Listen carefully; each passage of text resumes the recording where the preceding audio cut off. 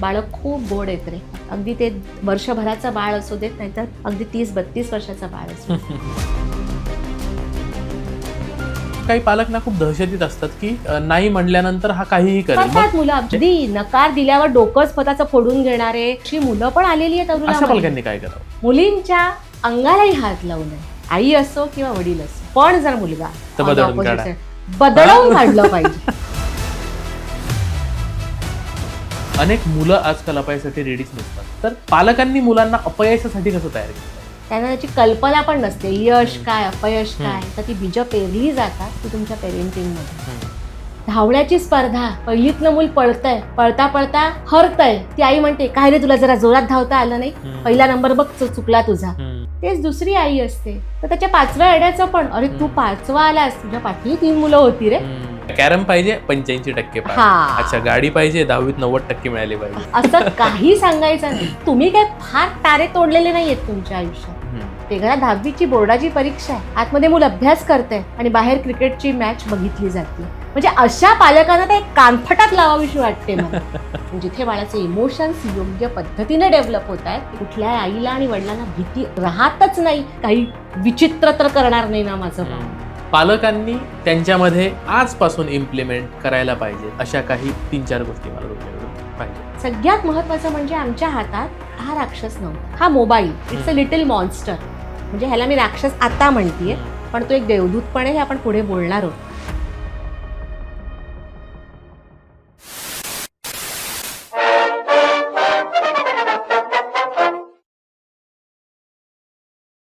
सप्रेम नमस्कार, विनंती विशेष मंडळी, द पोस्टमनमध्ये तुमचं पुन्हा एकदा स्वागत आहे. मी तुमचा पोस्टमन सर्वेश. आज घेऊन आलो आहे नवीन विषयाचं पत्र. आणि आजचं पत्र मी जिथनं घेऊन येतो आहे तो पोस्ट ऑफिस आपलं वेगळं आहे, कारण तुम्हाला आपला नेहमीचा पुण्याचा स्टुडिओ दिसत नाहीये. मी मुंबईला माटुंग्यामध्ये आलेलो आहे, अरुला फॉर ऑटिझमच्या सेंटरला. अरुलाच्या मयुरी रामदासी मॅम, ज्यांनी अरुलाची स्थापना केली आणि ऑटिझम असणाऱ्या विद्यार्थ्यांना त्या घडवत आहेत. तर त्यांचं सेंटर इथे आहे. त्यांनी आधी तुम्हाला 2 पत्र लिहिलेली आहेत. अनेकांच्या कमेंट्स अशा होत्या त्या ऑटिझमच्या पॉडकास्टवर, की एक न्यूरोटिपिकल मुलं म्हणजे साधी मुलं, साध्या भाषेत आपण नॉर्मल मुलं जी म्हणतो, त्यांचं अपब्रिंगिंग कसं झालं पाहिजे, पालकांचा रोल कसा असला पाहिजे आणि त्यांना चांगल्या सवयी कशा लावल्या पाहिजे, वाईट सवयींपासून जास्तीत जास्त लांब कसं ठेवता येईल, असा एकूणात या विषयातला पॉडकास्ट तुम्ही केला पाहिजे. तर त्याच विषयातलं पत्र लिहिण्यासाठी पुन्हा मयुरी मॅम पोस्टमनवर आलेले आहेत. त्यांचं आपण स्वागत करूया. मॅम, खूप खूप स्वागत आहे. खूप खूप धन्यवाद आपलं सर्वेश, हे 3रं पत्र आहे. पुन्हा एकदा ही संधी दिल्याबद्दल. येस. आणि आज तुमच्या ठिकाणी येऊन आम्ही पॉडकास्ट करतोय आपण. तर खूप छान वाटतंय मला. आणि मागच्या आपल्या सगळ्या विषयांना खूप छान रिस्पॉन्स मिळाला आणि अनेकांचं म्हणणं होतं, की आमच्या मुलांना ऑटिझम नाहीये किंवा ADHD वगैरे नाहीये. तर तरी आम्ही कसं मुलांना वाढवलं पाहिजे, कसं घडवलं पाहिजे, आमचा रोल कसा असला पाहिजे. तर त्या संदर्भातली आजची सगळी चर्चा आहे. अ, एक सगळ्यात मोठी जबाबदारी पालकांची असते, ती आपल्या पाल्यांचं भविष्य सिक्युअर करण्यासाठी अर्निंग करणं, त्यांना चांगल्या सुखसोयी देणं.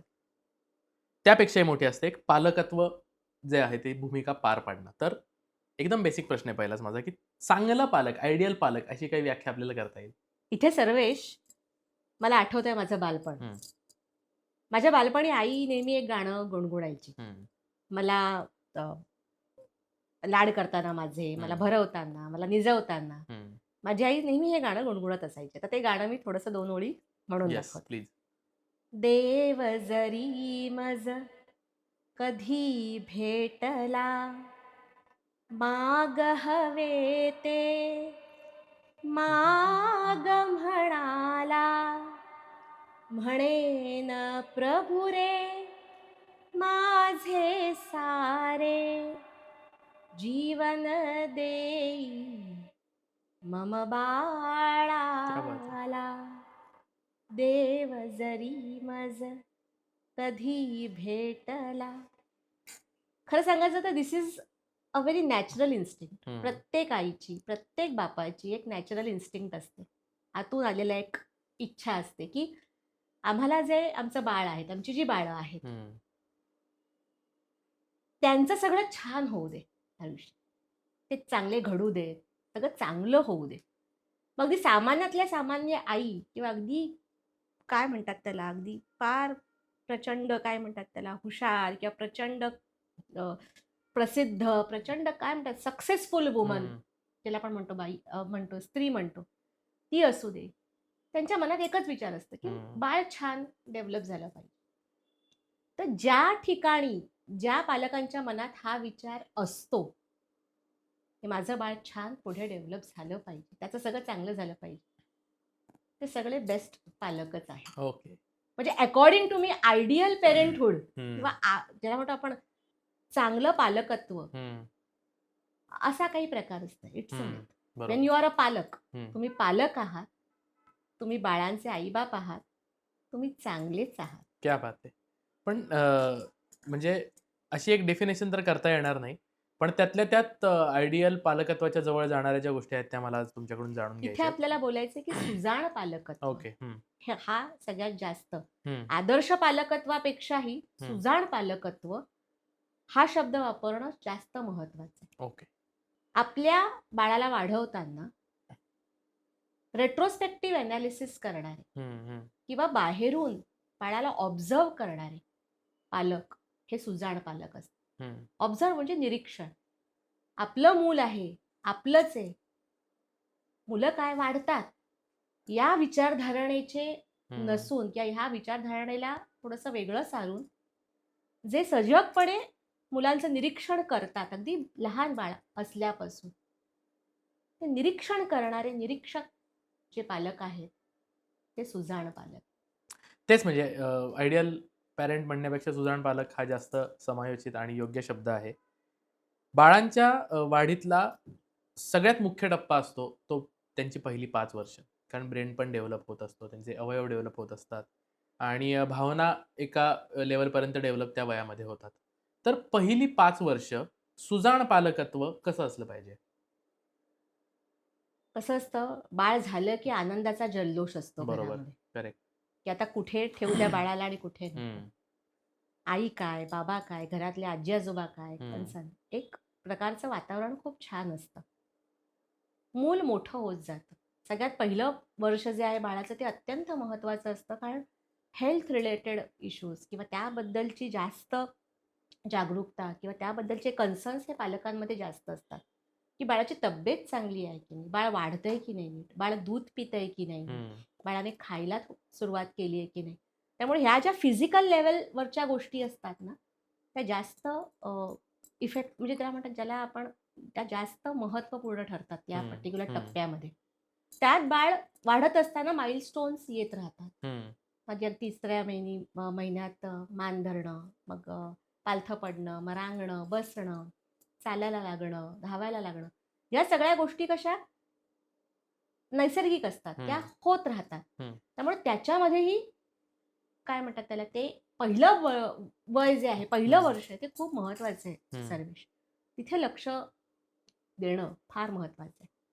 2ऱ्या वर्षापासून बाळाचा रिस्पॉन्स हा वाढायला लागतो. हम्म. बाळ चॉईसेस डेव्हलप करायला लागतं. हम्म. त्याला कळायला लागतं की मला हे हवंय, मला ते नको. आधीच पहिल्या 1 वर्षात आईवर खूप डिपेंडंट असतं बाळ.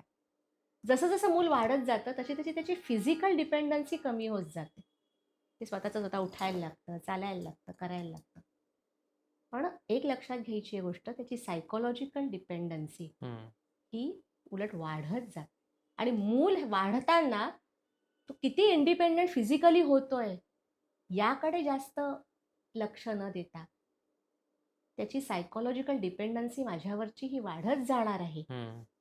याकडे पालकांनी लक्ष देणं फार महत्त्वाचं. त्यामुळे पहिल्या 5 वर्षामध्ये इमोशनल डेव्हलपमेंट, त्याची म्हणतोस तसं कॉग्निटिव्ह डेव्हलपमेंट, हम्म. या सगळ्या मुद्द्यांकडे लक्ष देणं महत्त्वाचं. त्याची भाषा वाढतेय की नाही, हम्म. त्याचा रिस्पॉन्स वाढतोय की नाही. आणि या पद्धतीने जर केलं तर न्यूरोप्लास्टिसिटीच्या रूलनुसार पहिली 5 वर्ष ही प्लास्टिसिटी ऑफ द ब्रेन, म्हणजे काय, तर मेंदूची ज्याला आपण म्हणतो ना मोल्डेबिलिटी आणि हे Shaping होतंय. शेपिंग, ते खूप चांगलं होत असतं. खूप छान इनपुट्स मिळणं या पहिल्या 5 वर्षात हे अत्यंत महत्त्वाचं. ओके. असं म्हणतात की या काळामध्ये लागलेल्या सवयी आणि लागलेली शिस्त हे तुमच्या पुढे आयुष्यभरासाठीच्या होऊ शकतात.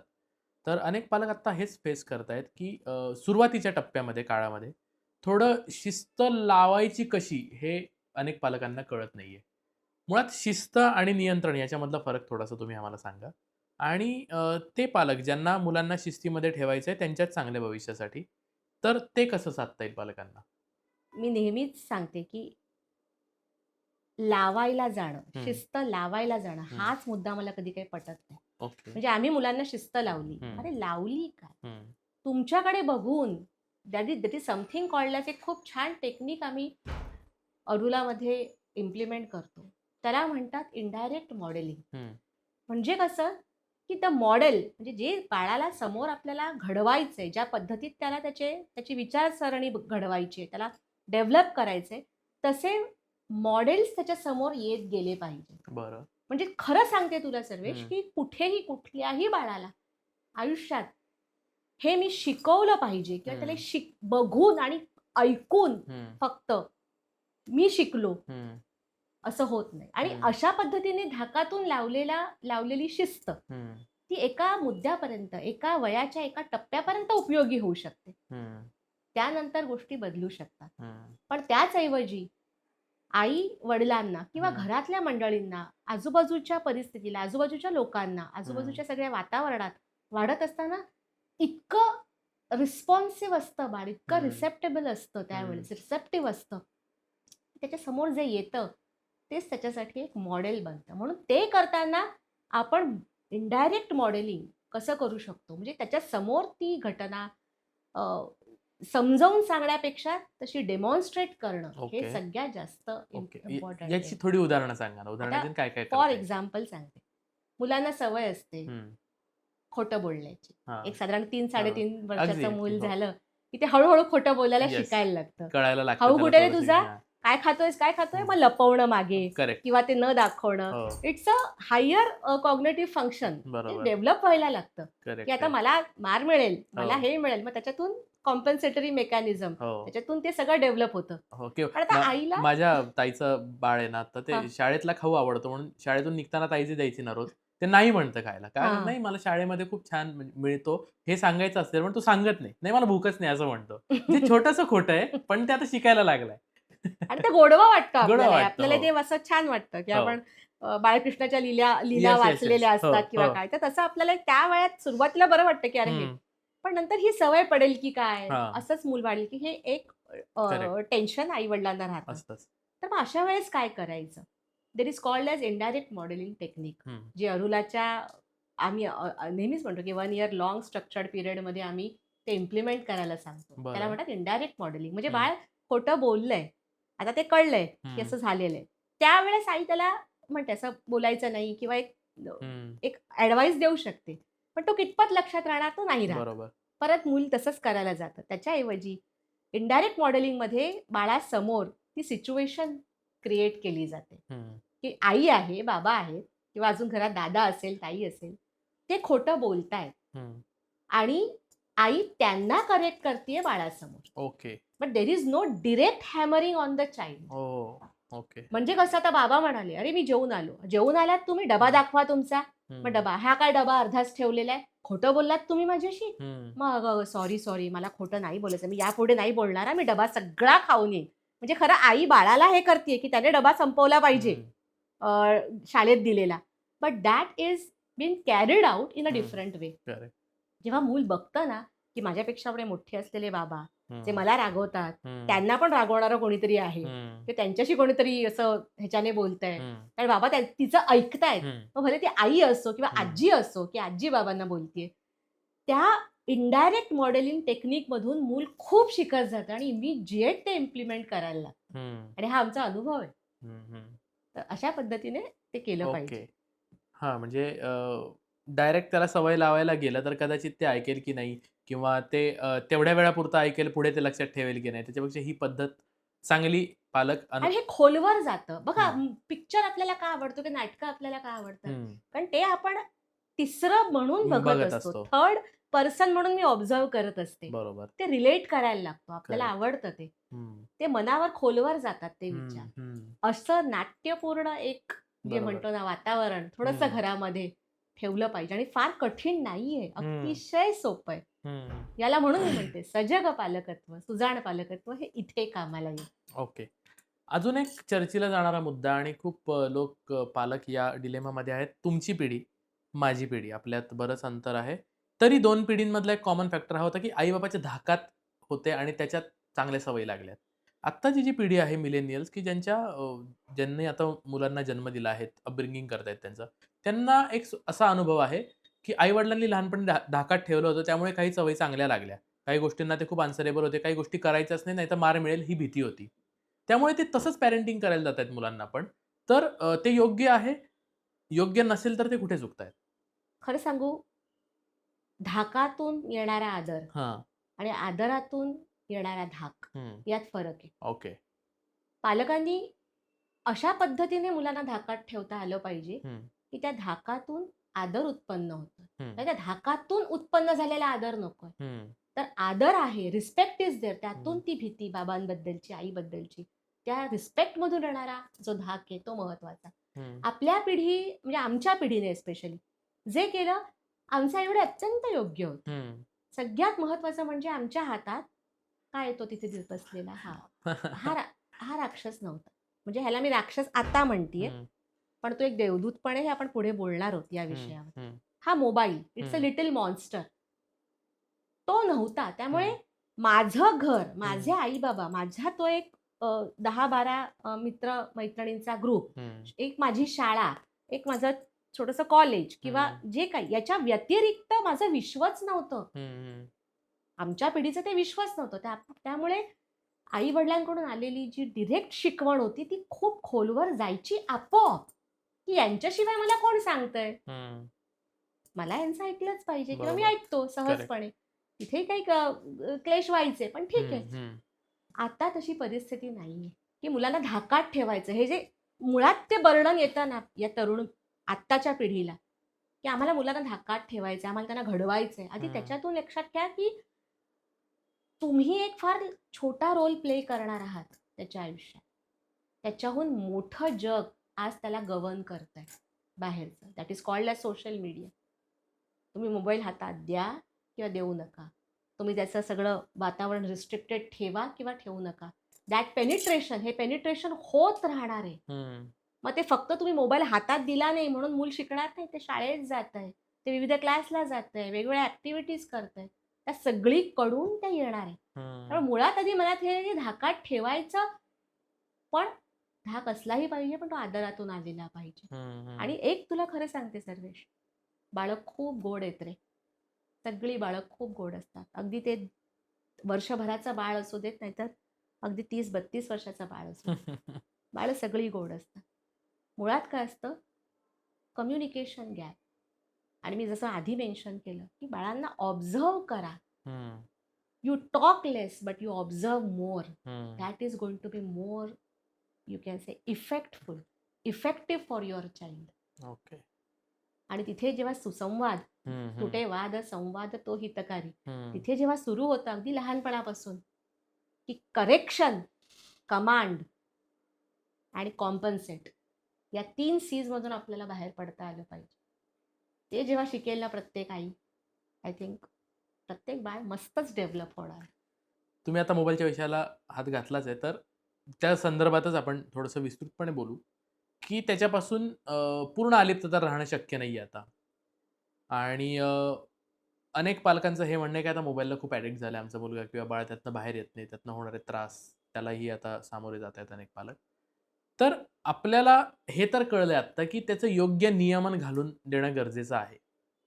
तर ते नियमन कसं घालून देता येईल, की नियमात मोबाईल दाखवला, तो इफेक्टिव्हली दाखवला आणि इतकाही तो त्याच्या आहारी गेला नाही, की त्यातनं हे सगळे होणारे त्रास ते सुरू झाले. खूप या विषयावर ना खूप बोललं गेलंय सर्वेश. बरोबर. मोबाईल न दाखवणं किंवा लिमिटेड दाखवणं. Correct. There is something called as हल्ली नवीन हं, ट्रेंड नाही, हा विचारसरणी आहे, की हं, 0 स्क्रीन टाईम मुलाला हं, देऊ नका. हं, पण when it comes to me, मला कोणी विचारलं, की 0 स्क्रीन टाईम योग्य आहे का? तर मी म्हणेन इट्स अ मिथ. हं, हे धादांत खोटं आहे आणि चुकीचं आहे, की स्क्रीन टाईम न देणं मुलांना. स्क्रीन टाईम म्हणजे त्यांना मोबाईल हातात न देणं किंवा हं, त्याला टीव्ही बघताना त्याच्यावर नियंत्रण ठेवणं.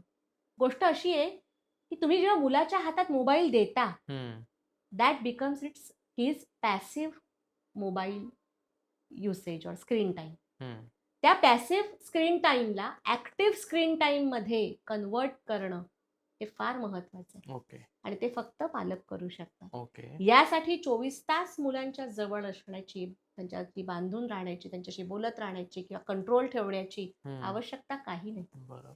पण देर आर सर्टन टेक्निक्स. हम्म. फॉर एक्झाम्पल तुला मी सांगते. आता एक उदाहरण घेऊया आपण थोड्या लहान मुलांचं. बरं. एक 3 वर्षाचं बाळ आहे आणि ही इज वॉचिंग. त्याला हातात मोबाईल आहे. तो बघतोय त्या मोबाईलमध्ये छोटा भीम बघतोय. त्याचं आवडतं कार्टून आहे. आता या आजकालच्या मुलांना छोटा भीम फार फेमस आहे, तर ते बघतोय. अशा वेळेस ऍक्टिव्ह हा पॅसिव्ह स्क्रीन टाइम आहे की तो बघत बसलाय. बरं. पण ऍक्टिव्ह स्क्रीन टाइम काय असतो की आई किचनमध्ये आहे, स्वयंपाक करते, मोबाईलचा आवाज मोठा कर रे, मलाही ऐकू दे. आणि तिथे जे तो बघतोय ती काम करता करता त्याची कॉमेंट्री सुरू करते, त्याच्याशी संवाद साधायला सुरुवात करते. अच्छा असं म्हणाला का भीम, बरं ती इंदुमती असं करतेय का, पण छुटकीने हे केलं का. म्हणजे याच्याने एक सगळ्यात मोठी गोष्ट होते की बाळाला कळून चुकतं my mother is also involved with me, मी जे करतोय ते. आणि दॅट इज, आईला वेळ असेल तर तिने येऊन बसावा आणि समोर त्याच्याबरोबर मोबाईल हे करावा.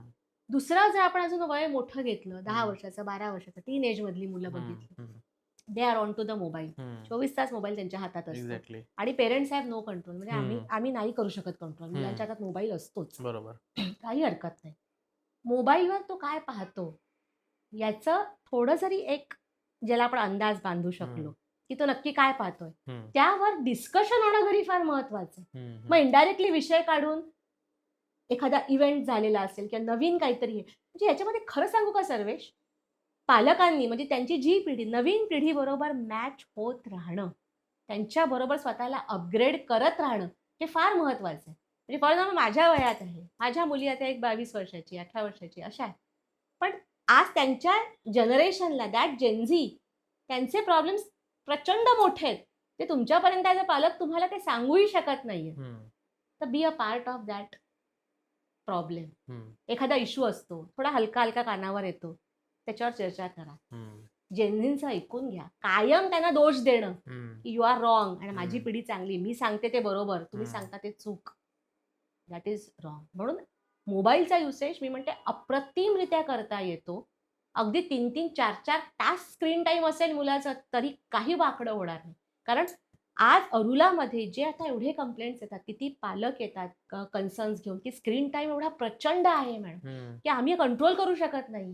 पण ज्यावेळेस ह्या टेक्निक्स आणि हे स्ट्रक्चर्ड प्रोग्राम दिला जातो त्यांना वर्षभराचा, त्यामध्ये अमेझिंग रिझल्ट्स यायला लागतात. एस्पेशली कम्युनिकेशनल बॉन्डिंग जे असतं बिटवीन पेरेंट्स अँड चाइल्ड, ते एवढ्या जबरदस्त लेवलला इम्प्रूव्ह होतं की नंतर त्या 1 वर्षाच्या कम्प्लीट स्ट्रक्चर्ड प्रोग्राम नंतर आई वडिलांना भीती राहत नाही की माझं मूल माझ्या हातून जाणार की काय, तर त्याचा काही तो कुठल्या काही विचित्रता काही करणार नाही ना, त्या भीतीतून ते बाहेर पडतात. ओके. आणि ही भीती याच्यातून बाहेर पडण्यासाठी त्यांना रिस्ट्रिक्ट करणं, त्यांना अडवणं, मोबाईल म्हणजे चूक, मोबाईल म्हणजे वापरू नकोस, याच्यावर पेक्षा त्या मोबाईलचा राक्षस होण्याआधी त्याचा देवदूत कसा करता येईल याचा विचार पालकांनी करणं महत्वाचं. आणि ते अरुला कायम शिकवत राहतं, त्याच्यावर काम करत. बरं, तुमच्याकडे आहेत काही अशा केसेस की मोबाईलच्या प्रचंड आहारी गेलेल्या पण आता योग्य पद्धतीने वापरून काही? खूप प्रचंड. म्हणजे मी तुला सांगतेच काय की अगदी 5 वर्षाचं मूल पण येतं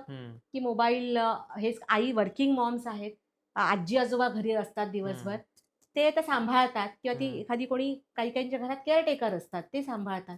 तिथे आता आई वडिलांचा कंट्रोल आहे का की मोबाईल. आजीला त्रास दिला बाळाने, तिचंही वय झालंय, ती पटकन मोबाईल घेणार, बघत बसले, मला जरा एक थोडंसं आराम करू दे, मला जरा घरचं काम आटपू दे.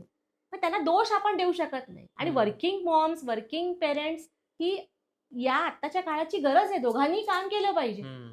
ज्यांना शक्य आहे की एखाद्या घरात बसणं आणि अगदी आनंदाने संगोपन करणं, त्यांनी करावं. पण मेजॉरिटी केसेसमध्ये it is not possible. Practically दोघांनाही काम करावं लागतं. मग अशा वेळेस एक भीती किंवा एक गिल्ट, त्यात ते मूल दिवसभर मोबाईल पाहतंय, मग घरी गेल्यानंतर त्याच्या हातात मोबाईल दिसल्यावर तिळपापड होतो. मग असं वाटतं की काय करू, ॲजिटेशन त्या आई वडिलांचं, की आता हा दिवसभर आहे, आता पण बसतो. आणि आता दिवसभर माझ्याकडे आजी होती, माझ्याकडे कंट्रोल नव्हता कोणाचा, किंवा मोठं मूल असेल, टीनेजर एखादा, घरात मला माझा मोबाईल आहे, मस्त माझी खोली आहे, मी आरामात, आताही येऊन कोणतरी मला करेक्ट करतंय, नाही सहन होणार. मुलं नाही ऍक्सेप्ट करणार. ते अगदी 3 वर्षाचं काय 2 वर्षाचं बाळ पण ऍक्सेप्ट करणार नाही. आणि 25 वर्षाचा तुमचा अगदी मुलगा असेल, त्याला आपण म्हणतो घोडा झालाय आता, पण हम्म. तरी सुद्धा ते ऍक्सेप्ट होणार नाही. याने वाढणार काय, की the more you oppose, the more there will be a communicational gap that is getting created. But rather त्याला actively you have to convert. Hmm. Mobile दिलेला आहे, पण त्याला ऍक्टिव्हली यूज करताना काय रे काय बघितलं, म्हणजे that hmm. Always as acknowledgement की माझ्या हम्म. मुलाने काहीतरी केलंय दिवसभर. हम्म. इतरांना दोष न देता आता मी काय करू शकते, संध्याकाळचा जो 1 तास मला मिळतोय त्याच्याबरोबर, how can I just grab की त्याने दिवसभर काय केलेलं आहे, कसं केलेलं आहे. हम्म. आणि ही जी कम्युनिकेशनची कला, ज्याला म्हणतात संवादाची कला, अरुला शिकवते ओके. आणि कायम शिकवत राहणार. अजून एक मुद्दा आहे जो खूप पालकांना भेडसावतो, तो म्हणजे ना की शिस्त लावण्याचे जे प्रकार आहेत, अनेक पालकांचे वेगळे वेगळे आहेत. तर योग्य पद्धत कुठली आहे? मुलांना प्रेमाने बोलून शिस्त लावता येते की शिस्त लावण्यासाठी थोडासा बडगा उचलावाच लागतो? आता याबद्दल जे मी बोलणार आहे ना हां. सर्वेश, तुला ते अगदी प्रचंड क्रांतिकारी आहे का? कॉमेंट्स, कारण क्रांतिकारी काय तुमचे म्हणा, अनेक विचार उलट क्रांतिकारी क्रांतिकारी नाही, मी म्हणेन की हा फार असं म्हणेन की काय हे कुठल्या काळातल्या गोष्टी आहेत. हां. पण मी जुनाट जिथे जुनाट व्हायचं तिथे तिथे. जुनाट राहताच आलं हम्म. पाहिजे, हम्म. जिथे पुरोगामी व्हायचं तिथे ओके. पुरोगामी ओके. होता आलं हां. पाहिजे, ओके. या मताची मी आहे. हां. त्यामुळे मुलांमध्ये कसं असतं, एक मुलगी असते आणि हम्म. मुलगा असतो. हम्म. मुलींना वाढवण्याचे नियम वेगळे आहेत बरं. माझ्या दृष्टीने, आणि मुलांना वाढवण्याचे नियम वेगळे आहेत, आणि ते ओके. कायम वेगळे राहते. मुलींच्या अंगालाही हात लावू नये, हम्म. म्हणजे ती आई असो किंवा वडील असो. हम्म. आणि स्त्रीत्व हे मुळात हम्म. एका कोमल भावनेचं प्रतीक आहे, हम्म. हम्म. एका कोमलतेचं. ती वज्र चुडेमंडिता पण आहे, हम्म. दुर्गेचं पण रूप आहे, पण ते एका वेगळ्या अँगलने, हम्म. त्या पुढच्या गोष्टीने. पण मुळात एक स्त्री किंवा ज्याला आपण मुलगी म्हणतो, ते मुळात एक कोमल भावनेचं प्रतीक आहे. तर ते वाढवताना सौम्य शब्द, प्रेमार्थ भावना आणि समजून घेऊन तिला घडवण्याची प्रक्रिया ही दोन्ही आई बापाने केली पाहिजे. हम्म. जर एक सक्षम स्त्री तुम्हाला घडवायची असेल तर स्त्रीमुळे जी स्त्री पुढे जाऊन आई होणार आहे, जिला पुढे मातृत्व येणार आहे, तिचा जो पाया, त्याची भरणी असते, तिचा जो सुरुवात असते, ती तिच्या बाल्यावस्थेपासून, तिच्या चाइल्डहुड पासूनच ती सुरू करता आली पाहिजे. तर शिस्त लावताना सुद्धा प्रेमाने. आणि खरं सांगू, इट्स अ बायोलॉजिकल डिफरन्स. बरं. त्यामुळे मुली प्रेमाने सांगितलेलं ऐकतात. हम्म. आणि खरंच आहे, ते लहानपणापासून. तुम्ही म्हणाल की आम्ही पूर्ण फ्रीडम एका लेवलपर्यंत देऊ, आम्ही तिला असं अगदी ह्याच्यासारखं वागवू आणि हम्म. रफ अँड टफ हे करू, आणि मग अचानक 15व्या वर्षी आम्ही सांगू की हे नाही करायचं, हा ते नाही हम्म. करायचं, आता हम्म. रिस्ट्रिक्शन. नाही ऐकलं जाणार. त्यामुळे जे काही बडगे आहेत शिस्तीचे, प्रेमाने तिला. पण जर मुलगा तर on the बदलून opposite काढा. side, बदलवून काढलं पाहिजे. आम्ही मुलांनी मारच खायचा लहानपणापासून म्हणजे. खायचाच आहे, आणि बदलवून काढलं पाहिजे त्यांना. You have to make them physically tougher, hmm. Mentally tougher. Hmm. That's the thing. याच्यासाठी परत आता इथे घणाघाती कमेंट्स येतील ये 100% की हा येतील. जेंडर्ड ना- बायस का आणि खरंय, असं किंवा का. नाजूक पालकत्वाच्या हा, जमान्यामध्ये तुम्ही हा, पोरांना भटकायला जेंटल लावता. मीच करणार पेरेंटिंगच्या आहे पहिली याच्यामध्ये कमेंट. जेंटल पेरेंटिंगच्या याच्यामध्ये काय, where you have to be gentle आणि where you have to be tough, हे दोन्ही तुम्हाला साधता आलं पाहिजे. मुलांना बडवताच आलं पाहिजे, त्यांना शिकता आलं पाहिजे. आणि त्यांना याचा अर्थ असा नाही की ते पुढे आज स्त्रियाही पुढे बाहेर जातात, बरोबर. काम करतात, कार्यक्षेत्र निवडतात किंवा हम्म. काय. पण मी या मताची आहे की इथे उगीच हम्म. तुलना, स्त्री पुरुष तुलना और जेंडर इक्वॅलिटीच्या हम्म. नावाखाली आपण उगीच एका जेंडरची जरा प्रमाणाच्या बाहेर वाट लावत नाही होत ना, हम्म. हा विचार करण्याचा फार गरजेचा म्हणजे प्रश्न आहे. म्हणजे मला तरी असं वाटतं सर. ओके. ठीक आहे, आता बघूया त्याच्यावर काय काय कमेंट येतात खाली. येऊ देत. पण काय हा ठीक आहे, हरकत बायोलॉजिकल नाही. डिफरन्स जो बायोलॉजीने किंवा निसर्गाने केलाय तो आपण कुठेतरी रिस्पेक्ट केला पाहिजे, एवढं तर मत मी तुमच्याशी आणि सहमत त्या निसर्गाच्या आहे. नियमाप्रमाणे जर करत राहाल, निसर्गाच्या ज्या काही संवेदना आहेत त्या हम्म. जपायला लागाल त्या हम्म. त्या जेंडर बरोबर त्या ठिकाणी, तर हम्म. तुम्हाला कळेल की किती शांतता, सुशांतता आणि किती छान ही पिढी पुढची बरोबर. डेव्हलप होती. आणि it is very easy to develop them. शिस्त लावण्याच्या विषयातनं अजून एक चर्चा कायम होते, किंवा अनेक पालक की जे सोमवार ते शुक्रवार प्रचंड बिझी आहेत, 9-9, 10-10 तास देतात आणि त्यांना फक्त वीकेंड मिळतो मुलांसोबत. आणि कुठेतरी एक मनात गिल्ट असतो की पैशाच्या मागे धावताना ते तर सोडता येत नाही, पण आम्ही वेळ देऊ शकत नाहीये मुलांना आणि त्याचा गिल्ट असतो आणि मग अशा वेळी ना प्रचंड लाड केले जातात त्या 2 दिवसात किंवा अदरवाईज पण जेव्हा वेळ त्यांना घालवायला मिळतो तेव्हा आणि तिथनं मुलं बिघडतात. असं जनरल स्टेटमेंट केलं जातं. तुमचा ह्याच्यावर टेक काय आहे? बेसिकली मुलं लहान जरी असलं, हं. आज तुम्हाला माहिती आहे वर्किंग मॉम्सना अगदी 6 महिन्याच्या बाळाला पाळणा घरात ठेवून पाळणा जावं घरात लागतं. ठेवून जावं लागतं. तर अ, लांब ठेवणं हं, याच्यातून आधी येते ती सेपरेशन अँक्झायटी हं, प्रत्येक बाळामध्ये. म्हणजे कुठल्याही जगातल्या बाळाला आईपासून लांब राहणं आवडत नाही. त्याचं खरं सांगायचं तर काही वय असू दे, हं, आई ही हवीच असते हं, कायम. पण काही कारणांमुळे आपण वेगळं ठेवतो. मुळात पालकांनी मनात ना गिल्ट काढला पाहिजे. हं, जो आपण काय म्हणतो न्यूनत्वाची भावना, हं. की मला अपराधीपणाची भावना. अपराधीपणाची भावना, की मी नाहीये आठवडाभर देऊ शकत वेळ, मी हं, नाहीये. तर शनिवार, रविवार एक नवीन ट्रेंड बघते मी, हं, फिरायला जाणं. हं, मोठमोठ्या रिसॉर्ट्सना किंवा अशा काही ॲक्टिव्हिटीज करायच्या, की हं, एन्जॉयमेंट, हं, एन्जॉयमेंट. हं. आणि मग भरपूर खर्च करणं मुलांवर, हं. त्यांना मॉल्समध्ये घेऊन जाणं, बरोबर. त्यांना बोट ठेवेल कसंही ती करून वस्तू विकत हां, घेणं. म्हणजे ते विकत घेणं किंवा त्यांना प्रेम म्हणजे अशा पद्धतीने प्रेम व्यक्त करणं. हं, मुळात याची गरज बाळाला नसते. हं, आधी लक्षात घ्या मूल काय मिस करतंय. हं, बाळ इज मिसिंग किंवा बाळ जे मिस करतंय ना, जे त्याला मिळत नाही ते म्हणजे व्हिसिनिटी ऑफ द मदर, हं, व्हिसिनिटी ऑफ द फादर. म्हणजे त्यांचं फिजिकल हं, प्रेझेन्स मिळत हं, नाही. मग तो फिजिकल प्रेझेन्स आपल्याला वीकेंड्सना किंवा हं, जरी तुम्ही वर्किंग पेरेंट्स असलात, तरी संध्याकाळचा 1 तास तो कसा ब्युटिफुली भरून काढता येईल, तिथे कशा-कशा टेक्निक्स यूज करता येईल, हे शिकणं पालकांना महत्त्वाचं आहे. मग त्या गिल्टमधून आणि गिल्टमधून तर ते बाहेर येतीलच, त्या अपराधीपणाच्या भावनेतून. पण त्याचबरोबर दिवसभरात झालेल्या जो सेपरेशन अँक्झायटी असते बाळामधली, ती पूर्णपणे सेटल होऊन जाते. हं, जेव्हा संध्याकाळी म्हणजे बाळ एक ओढ लावून असतं. दुसरी गोष्ट शनिवार, रविवार मी नेहमी आयांना म्हणते, नवीन मुलींना, दिवसभर तुम्हाला किचनमध्ये राहायला आवडत नाही. नाही आवडत. आता तुम्ही काम करता, बाहेर जाता, 2-2 गोष्टी होत नाहीत. कदाचित स्वयंपाकाला कोणी बाई ठेवत असाल हं, किंवा घरात अजून कोणी असेल जे स्वयंपाकाचं वगैरे बघत असतील हं, किंवा काय तर ती. पण शनिवार, रविवार हा वेळ आहे, की ज्याच्यामध्ये आपण मुलांचे 5 सेन्सेस डेव्हलप करणं म्हणजे ती 5 प्रकारची ज्ञानेंद्रिय ती छान डेव्हलप करण्यावर छान वर्क करू शकतो. ते हं, कुठे? तर ते आपल्या घरात आणि हं, आपल्या स्वयंपाकघरात. हं, यासाठी स्वयंपाकघरामध्ये तुम्ही दिवसभर रांधा-वाढा, उष्टी काढा हे करायचं नाहीये.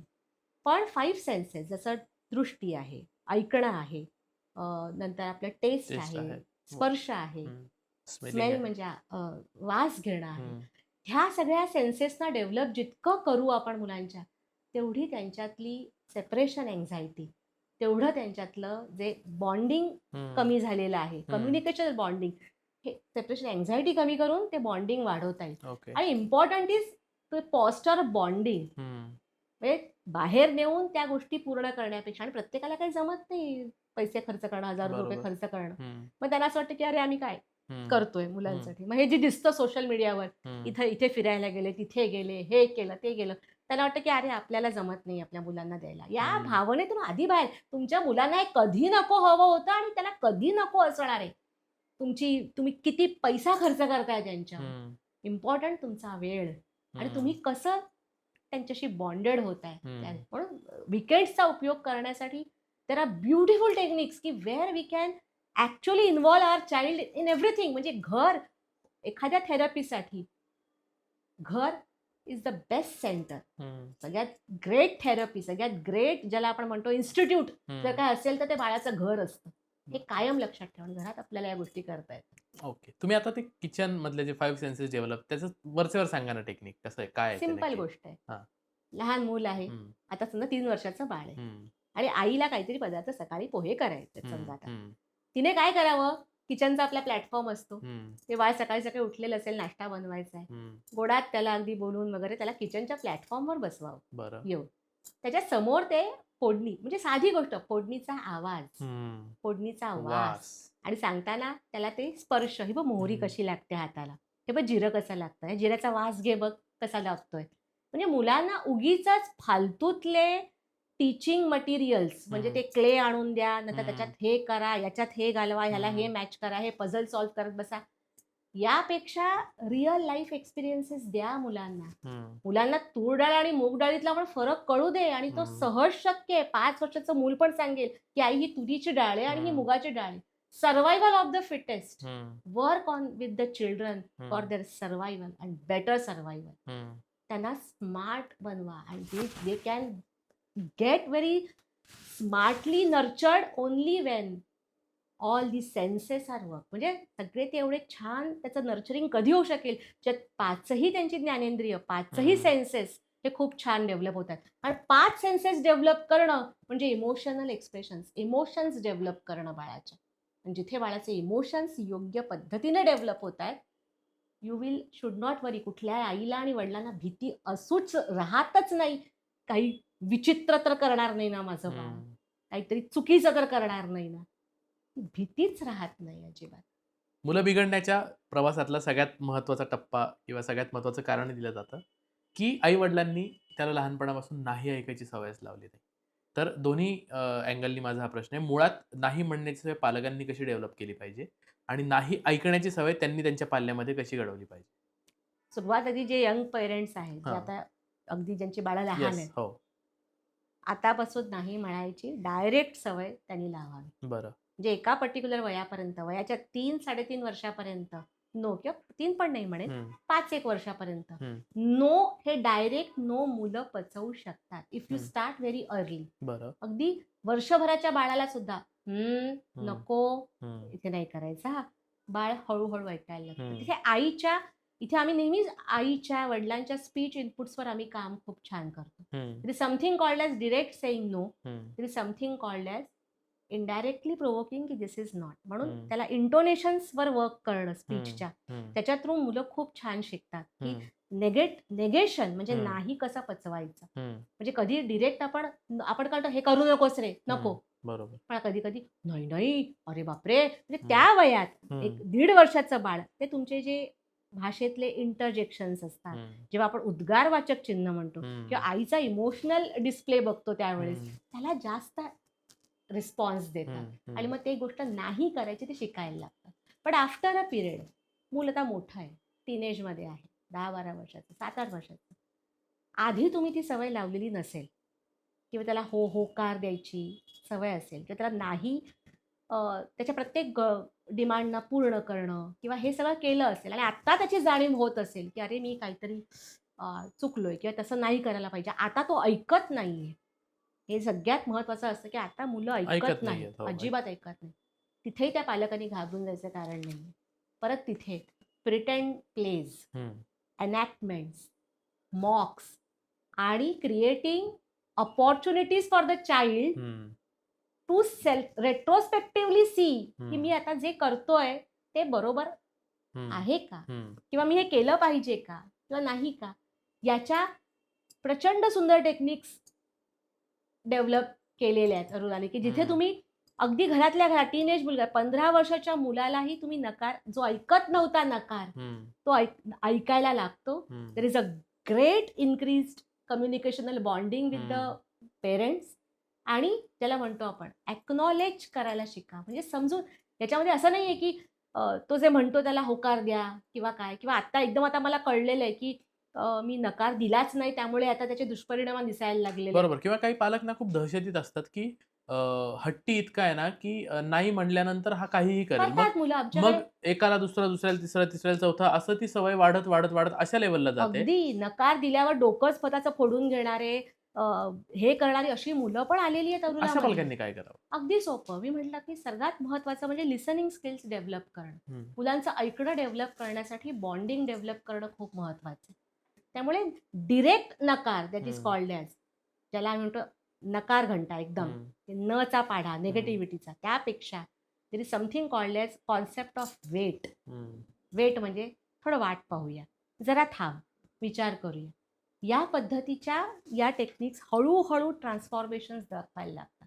आणि मी तुला आत्ता जसं म्हटलं की involvement with the child at home, that matters a lot. त्यासाठी तुम्ही काय करता हल्ली जे पालक, हल्लीच नाही, सगळेच म्हणजे एक जनरशी हम्म. की ऍक्टिव्हिटी क्लासेस वगैरेचा फार पेव आलेले आहे. हम्म, खूप हम्म. ठिकाणी पाठवणं, एंगेज करणं वगैरे. या पद्धतीत थोडं कमी करून जो काही वेळ आपल्याला आपल्या मुलांबरोबर मिळतोय हम्म. तो ऍक्टिव्हिटी बेस्ड यूज करण्याचा प्रयत्न करा. बरोबर. कुठल्याही मुलांना, टीनेज मधल्या कुठल्याही मुलांना प्रीचिंग, ॲडवाइसेस आणि नुसते ह्याचा भडीमार, सल्ल्यांचा. सल्ल्यांचा भडीमार आवडत नाही. कोणालाच आवडत नाही. आपल्यालाही आवडत नाही या वयात. तर त्या मुलांमध्ये तर किती लेव्हलचे चेंजेस चालले आहेत. सर्वेश, हम्म. मला सांग, टीनेजमध्ये मुलं जेव्हा जातात, आपल्याला अचानक पेरेंट्सची कंप्लेंट यायला लागते, तो आता बदलला, हम्म. तो आता असा नव्हता हो लहानपणी, तो आता पूर्ण बदलला, ती आता पूर्ण बदलली. अरे पण त्या दरम्यान ती बदलणार आहे, हे निसर्गाचं चक्र आहे. Physical changes, there psychological changes होतात, इमोशनल चेंजेस, हार्मोनल चेंजेस, त्यांच्या सोशल चेंजेस, किती प्रकारचे चेंजेस. आणि त्यात आपला ज्याच्यात सोशल मीडिया, हम्म. तो तर असा बसलेला आहे बरदस्त तो. ठेवून बसलाय की तुला फक्त मी कसं बदलणार, तुला हम्म. किती मी इम्पेशंट करू शकतो, किती मी तुला हम्म. सटल करू शकतो, हम्म. हेच ते दाखवायला बसलेलं आहे. हम्म. त्यामुळे यातनं बाहेर पडा. आणि मुळात मुलांची ना, आपल्या बाळांची भीती बाळगू नका हम्म. की मी नाही म्हटलं तर हा काय करेल. बरोबर. हळूहळू सगळ्या गोष्टी वर्क होतात. म्हणून मी नेहमी सांगते की लहान लहान गोष्टीत नकार देणं कमी करा. हम्म. जे पालक लहान लहान गोष्ट, मी हे इथे हे ठेवू का, हे ठेवलं म्हणून, म्हणजे फार लहान लहान कुरापती काढतात रे बरोबर. मुलांचं. हम्म. त्या पुस्तक तिथेच ठेवलं नाही, हम्म. ते हे तिथेच ठेवलं नाही, हम्म. हे काही मागितलं मुलांनी हम्म. की मला नवीन हे हवंय, हे ते हम्म. हवंय. लहान लहान गोष्टीत नकार देणं हे फार. हम्म. जिथे मुलांना असा फ्रिक्वेंट नकार मिळत जातो, हम्म. तर ॲडल्टहुडमध्ये हम्म. इट्स अ रिसर्च की मोठमोठे डिसिजन्स घेताना ते फार ग- विरोधात घेतले जातात. ओके. पण ज्याची आई वडिलांना अपेक्षा काय अशी कानोकानी हे पण नसते हम्म. की माझं मूल असं काही करू करू शकतं, शकतो. हम्म. काहीतरी असे विचित्र डिसिजन्स घेतले जातात. कारण लहानपणापासून त्यांना एका नको त्या ठिकाणी नकार घंटा ऐकायची सवय. अरे करतोय हम्म. ना, करू दे ना, अरे ओके. मागतोय ना, जरा ओके. द्या ना, हम्म. काय फरक पडतोय, हम्म. बी लिटिल ओपन, हम्म. काय हरकत आहे. हम्म. आणि ते आता दिलं त्याला, नंतर समजावून सांगा की हे वारंवार मिळणार नाहीये. हम्म. साधी गोष्ट, चॉकलेट मागितलं हम्म. की आपण नकार देतो. आपल्याला फार कॉन्शियस झालोय आपण हम्म. सध्या की हे मागितलं की नकार द्यायचा. अरे चॉकलेटचा डेअरी मिल्कचं तुम्ही देणारे लोक, हम्म. 200-200 रुपयाचा पुडा, ते न देता एखादं कॅडबरीचा हे द्या, 1 छोटंसं. रुपयाचं बिस्किट द्या, 1 रुपयाचं चॉकलेट चॉकलेट द्या, द्या. त्याने सुरुवात करा. हम्म. एक क्रिएटिव्हिटी ऑफ द माइंड पालकांची खूप महत्वाची आहे. आणि तो हम्म. दृष्टिकोन डेव्हलप करणं हम्म. Is very important. त्यासाठी तुम्हाला काय 24 तास मुलांच्या जवळ असण्याची गरज नाही. हम्म. हम्म. अतिशय साध्या पद्धतीने, अतिशय सुंदर पद्धतीने आपण तासभर मिळणारा वेळ सुद्धा मुलांबरोबर अशा पद्धतीने वापरून त्यांना घडवू शकतो आणि सक्षम घडवू शकतो. उदाहरण आहेत आमच्याकडे. यात पालकांकडून बरेचदा असं होतं की चूक झाली मुलांकडून की रागावणं जितकं स्पॉन्टेनियसली होतं किंवा जितकं हार्शली होतं तितकं त्यांनी काही छोटंसं काम केलं, एखादं छान गोष्ट केली तर कॉम्प्लिमेंट करणं होत नाही. तर पालकांकडून मुलांना वेळच्या वेळी कॉम्प्लिमेंट्स, वेळच्या वेळी शाबासकी ही त्यांच्या जडणघडणीत किती महत्वाची आहे? खूप महत्वाची आहे. हम्म. याला थेरप्युटिक टर्म्समध्ये पॉझिटिव्ह रिइन्फोर्समेंट म्हणतो आम्ही. हम्म. की एखादी गोष्ट चांगली केली हम्म. आणि त्याच्याबद्दल जर प्रेज मिळाली किंवा हम्म. कौतुक झालं, त्या कौतुकातून परत ती गोष्ट करावी, हम्म. त्याचं वर्धन करावं, ती हम्म. वाढवावी, हम्म. त्याचं रिपिटेशन करावं, हम्म. याची जाणीव मुलांमध्ये डेव्हलप होत राहते. हम्म. हम्म. तर साधी गोष्ट आहे, एखादं गाणं चांगलं गायला, हम्म. आता आपण वा रे छान गायलास, हम्म. हे जेव्हा तो ऐकतो की वा रे छान गायलास, हम्म. कौतुक, हम्म. तेव्हा अजून एखादं गाणं तयार करावं, हम्म. अजून थोडी गाणी ऐकावी. हम्म. म्हणजे त्या सवयीचं वर्धन, हम्म. त्या सवयीला वाढवण्यास हम्म. ते खूप इम्पॉर्टंट असतं. हम्म. याचा अर्थ फाजीलपणे प्रत्येक गोष्टीत हम्म. वा रे छान रे मस्त हम्म. असं अति असं कौतुक. करणं चुकीचं आहे. हम्म. काही गरज नाही. पण ज्याला म्हणतो प्रेज करण्याच्या पण काही वेगवेगळ्या लेवल्स आहेत. हम्म. हम्म. ही साधी गोष्ट ज्याला आपण एक वर्बल प्रेज म्हणतो की वर्बली हम्म. छान केलं, एखादं छोटीशी गोष्ट असेल हम्म. की एखादी मुलगी आहे, नवीन नवीन पोळ्या करायला शिकली, हम्म. तर तिची पहिली पोळी वाकडी तिकडी येईल, हम्म. दुसऱ्या होतील. मग जेव्हा ती चांगली करायला लागेल तेव्हा ती पहिली छान केलेली पोळी आई जेव्हा हम्म. कौतुक करते, अरे छान केलीस हा पोळी, हम्म. त्याच्यातून तिचा कॉन्फिडन्स वाढतो. सगळ्यात हम्म. महत्वाचं आपण बाळांमध्ये आत्मविश्वास वाढवतो. हम्म. कुठलीही गोष्ट असू दे.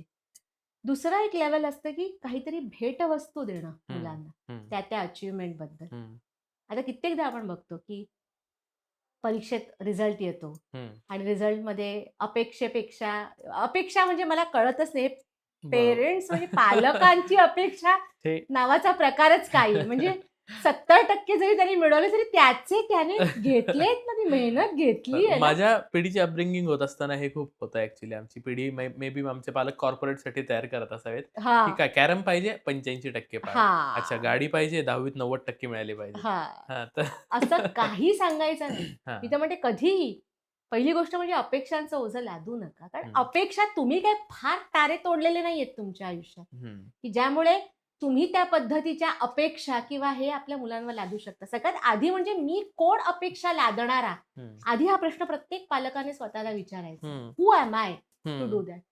ते बाळ आहे. हं. त्याच्या पद्धतीने, त्याच्या कपॅसिटीने ते वाढतंय. हं. तो कुठे चुकतंय, काय करतंय, त्याचं पोटेन्शियल वाढावं म्हणून मी सर्वतोप्रकारे काळजी घे. म्हणजे हं. नेहमी मी म्हणते घरात 10वीची बोर्डाची परीक्षा आहे. आतमध्ये मूल अभ्यास करतंय आणि बाहेर क्रिकेटची मॅच बघितली जाते. हं. वडील बसलेत, अजून कोणी आहे, वडील बघून क्रिकेटची मॅच बघतायत. म्हणजे अशा पालकांना तर एक कानफटात लावावीशी वाटते मला, की तुमच्या अपेक्षा आहेत, की या हं. पोराने तिथे तो आत अभ्यास करत बसलाय ना, त्याने हं. 90% जास्त मार्क आणावे. हं. पण मी काही कॉम्प्रोमाइज करणार नाही त्या हं. बाबतीत. हं. किंवा मी केला तरी फार विचित्र पद्धतीने कॉम्प्रोमाइज करेन, हं. की त्याचं सोशल त्याला कुठे एक्सपोजर न देणं, हं. घरामध्ये पाहुण्यांनाच न बोलवणं, बोर्डाचं वर्ष आहे म्हणून हं. घरात कुठलेही सणवार न करणं चांगले. हं. म्हणजे अशा फालतू पद्धतीने मी कॉम्प्रोमाइज करायला जाईन. पण या बेसिक गोष्ट की आत मूल अभ्यास करते आणि मी बाहेर मस्त बघून क्रिकेटची मॅच बघतोय. मूल आहे ना शेवटी, हं. लहान मूल आहे. त्याची किती घालमेल होत असेल. हं. त्या बाळालाही वाटतं की अरे स्कोर बघावा जाऊन मध्येच. हं. थोडंसं रिलॅक्स व्हावं. हे एक टोक आणि दुसरं टोक एक वेगळंच आहे पालकांचं. Not bothered at all. हं. म्हणजे मग आम्हाला त्यांना जे करायचं ते कर रे बाबा तू. हं. आणि ते स्वतःच त्यांच्या कामामध्ये, त्यांच्या करिअरमध्ये, त्यांच्या कमिटमेंट्समध्ये एवढे पिचून गेलेले असतात, हं. की अपेक्षा म्हणजे इच्छा तर फार असते हे करावं, ते करावं. पण दे हॅव गिव्हन अप. हं. गिव्हन अप म्हणतो ना आपण एक की नाही काय करायचं ते करू दे त्याला. म्हणजे हे दोन्ही प्रकारची टोकं आहेत चुकीची. हं. तर has to be very good you can say binding. हं. हॅज टू बी खूप गुड अमाल्गेशन हं. To when you treat. प्रश्न काय होता तुझा सर्वेश? प्रश्न हाच होता, की हे किती महत्वाचं आहे त्यांना प्रेज करणं किंवा त्यांना वेळच्या वेळी हां, हां. प्रशंसा करणं दुसरा आणि माझा मुद्दा मी शाबासकी देणं. मी म्हटलं गिफ्टिंग. हं. म्हणजे ते ह्याचं तर ब्रायबिंगवर तू बोलला. हे हं. केलं तर मी मुलांना सांगूच नका ना आम्हाला काय द्यायचंय तुम्हाला ते. हं. हे केलं तर ते मिळेल, ते केलं तर ही भानगडच कशाला? हं. मुलाने 80% मिळवले. आनंद झाला? ठीक आहे. हं. आनंद छान. त्याच्या अनपेक्षित त्याला काहीतरी द्या ना. हं. त्यानेही त्याची अपेक्षा केलेली केलेली नव्हती नाहीये. आणि तुम्हीही 10 वेळा बोलून, 100 वेळा हं. बोलून त्याला ऐकवलेलं नव्हतं. बंबाट केलं नव्हतं. हां. हं. बंबाड केलेलं नव्हतं, की हे मिळालं, हे हं. एवढे मिळाले तर तेवढं देईन. हं. अशा पद्धतीचा हे हं. प्रकार नाही. अचानक काहीतरी आउट ऑफ युअर दिस हं. थिंग छोटंसं काहीतरी द्या ना. हं. आणि मुलांचं जे वय आहे, याला म्हणतात पॉझिटिव्ह रिइन्फोर्समेंटचा फिजिकल भाग म्हणजे gifting sort of a thing.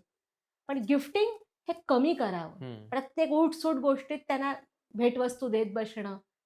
आजकाल वाढदिवस नावाचा कॉन्सेप्टच राहिलेला नाहीये कपडे घेण्यासाठी. आम्ही लहानपणी नेहमी म्हणायचो, की कपडे घ्यायचे म्हणजे वाढदिवसाला नवीन कपडे. दिवाळी आली की नवीन कपडे. हं. अजून काही सणवार असतील तर नवीन कपडे. पण आज आपण इतकं ते कॅज्युअल करून ठेवलेलं आहे. मनात येईल तेव्हा आपण खरेदी करतो. मनात येईल तेव्हा त्याला काहीतरी घेतात मुलं. हं. मनात येईल तेव्हा. कारणांची हे कंडिशनिंग लहानपणापासून मुलांना करायला लागा. म्हणजे मुलांना कळतं, की काहीतरी विशेष घडलंय, हं. काहीतरी विशेष असेल, हं. तर मला काहीतरी विशेष त्या दिवशी घडेल. त्या गोष्टींचा अप्रूप राहू द्या. क्युरिओसिटी. पण बरेच पालक ना हे यानी करतात मॅम. आता हे किती योग्य आहे, किती चूक हा फार महत्त्वाचा प्रश्न आहे माझा, की मला जे मिळालं नाही लहानपणी, ते माझ्या मुलांना सगळं मिळालं पाहिजे. पुढे जाऊन कदाचित हेच पालक असे असतात, की माझी स्वप्न मी जी पूर्ण नाही करू शकलो, ती मला माझ्या पाल्याकडून पूर्ण करून घ्यायची. तर याबद्दल मला फार सिरियसली तुमच्याकडून उत्तर हवं आहे. एक लक्षात घे, पहिला मुद्दा तुझा, जे हं. मला मिळालं नाही हं. लहानपणी, ते मला माझ्या बाळाला द्यायचंय. हं. चुकीचं काहीच नाही. हं. इच्छा आली हं. मनामध्ये, की मला लहानपणी सायकल हवी होती, बरोबर. पण मला ती माझ्या परिस्थितीमुळे मिळू नव्हती शकली आई-वडिलांची नाही. परिस्थिती. आज माझी आहे आज तर आहे. मी मी देणार 2-2 सायकल. सायकली घेईन. हां, नाही ते हां. 2ची तेच ना, म्हणजे असे आहेत असे काही-काही पालक. नको. एक त्याला सायकल देणं हां. किंवा ज्याच्यातून त्याचा विकास होणं गरजेचं हं, आहे आणि माझी ऐपत आहे. हं, सायकल आली, एक्सरसाइज वाढते, मूल हं, ॲक्टिव्ह होतं, ह्या हं, सगळ्या गोष्टी. पण याच ठिकाणी जर एखादा पालक असेल, हं, तो म्हणेल की लहानपणी मला PS4 मिळाला नाही, हं, तर मी आता PS4 घेऊन देतो माझ्या हं, मुलाला. तर हं, ते कितपत? मुळात हं, पालकांनी विचार करायचा आहे की मला काय मिळालं नाही याचा आधी स्वतः हं, अंतर्मुख होऊन विचार करा. मला हं, खरोखर काय मिळालं नाहीये, हं. ज्याची मला गरज गरज होती. होती. याचा जेव्हा विचार प्रत्येक पालक करायला लागेल ना, तेव्हा they will rightly connect it with emotions and hmm, not with the physical or materialistic things hmm, that I hmm, have gotten or not. हं, माझे वडील कडक होते. हं, त्यांनी माझं असं केलं म्हणून मी असा वागेन. मी एवढं फ्रीडम देईन मुलांना, हं, की काय? हं. हेही चुकीचं आहे. म्हणजे हा तुझा पहिला मुद्दा, की मला बरोबर. मिळालं नाही हं.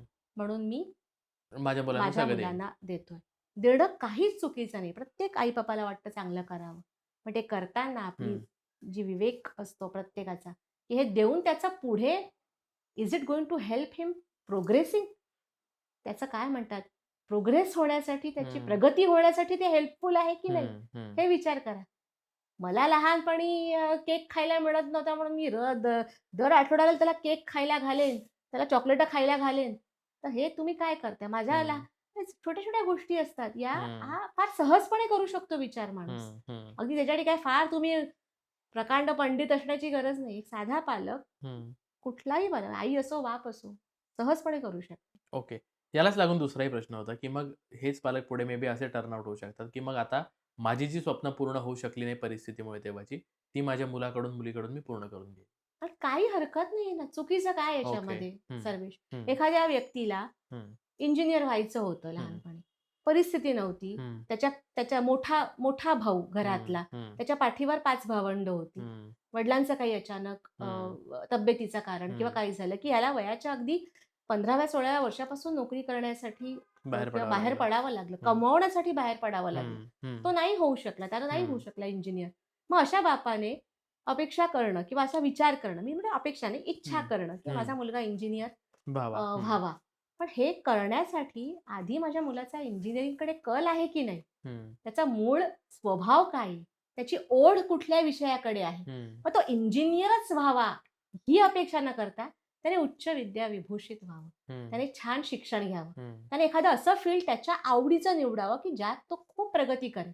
म्हणजे डोंट गेट जस्ट रिस्ट्रिक्टेड, की असं त्या घोड्याच्या बाजूला ते लावून असतात ना नाल. असे, की हं. नाही, की याच झापडं. नॅरो माइंडिंग हं, तेवढंच मी इंजिनिअर नाही, मग त्याने इंजिनिअर. मी डॉक्टर नाही झालो, त्याने डॉक्टर. हं, तो असेल त्याची इच्छा आणि ते तुम्ही लहानपणापासून जर परकोलेट केलं असेल चांगल्या पॉझिटिव्ह थिंकिंगने, चांगल्या ह्याच्याने, की बघ डॉक्टर असे असतात हां, तुला हं, आवडतं का रे डॉक्टर? बघ डॉक्टर चेक करतात. हं, लहान-लहान गोष्टी.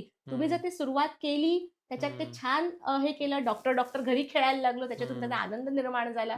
त्याला हॉस्पिटल्स दाखवले, त्याला हं, डॉक्टरांची भेट करून दिली. ते वातावरण त्याला लहानपणापासून दिलं हं, आणि त्याच्यातून त्याची जर खरंच आवड निर्माण झाली त्या हं, विषयाबद्दलची, नथिंग लाइक इट. हं, तुम्हाला त्याला डॉक्टर करायचं होतं, पण ते डॉक्टर करण्यासाठी खरे प्रयत्न तू असे केलेस, हं, की त्याची ती आवड निर्माण केली त्या विषयाबद्दलची. हं, ती जर झाली तर उत्तमच आहे. नाही झाली, कुठेतरी दुसरीकडे कल आहे किंवा काय, हं, तोही सजग पालकांनी, सजगतेने तो पिकअप केला पाहिजे. हं. शेवटी महत्त्वाचं काय आहे प्रत्येक पालकासाठी? तर मूल यशस्वी यशस्वी होणं, झालं चांगल्या पाहिजे. मार्गाने, करेक्ट. चांगल्या शिक्षणाने, हं, यशस्वी होणं. हं, शेवटी आपण म्हणू यशस्वी भव, हं, यशवंत व्हा, हं, जयवंत व्हा, हं. कीर्तिवंत व्हा. ही महत्त्वाची ओढ असली पाहिजे प्रत्येक पालकांची. ओके. शिक्षण असेल किंवा बाकीचे एक्स्ट्रा करिक्युलर जे ॲक्टिव्हिटीज असतील, यात यशस्वी होत असताना ना मध्ये-मध्ये अपयश पण भरपूर येतं. तर ना अनेक मुलं आजकाल अपयशासाठी रेडीच नसतात.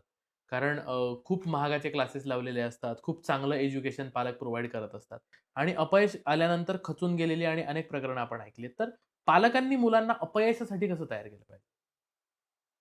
किती सुंदर प्रश्न आहे. म्हणजे हं, आधी मुळात स्वतःतली नकारात्मकता काढून टाका, हं, निगेटिव्हिटी. हं, अपयश मुलांना ना खरंच पडलेली नसते. हं, त्यांना त्याची कल्पना पण नसते. यश हं, काय, अपयश हं, काय हं. किंवा यशाचे हे यश म्हणजेच खूप चांगलं, अपयश बरोबर. हे मुलांच्या त्या त्या वयात ते नसतं. हे त्याची गोष्टी वाढवल्या जातात, ती बीजं पेरली जातात हम्म, ती तुमच्या पेरेंटिंगमध्ये. हम्म, अपयश मिळालं हम्म, हरकत नाही.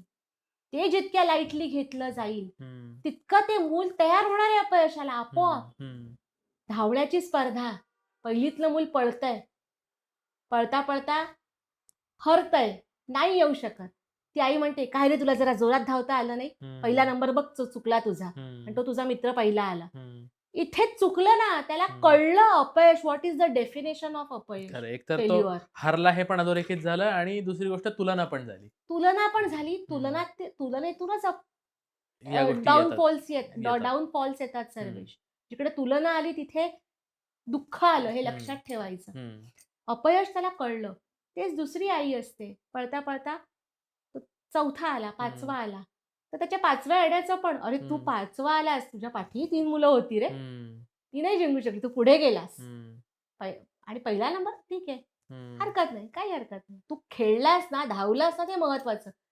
छोट्या या गोष्टी ज्या लहानपणापासून दिल्या जातात तेव्हा. आणि दुसरी गोष्ट अपेक्षांचं ओझं.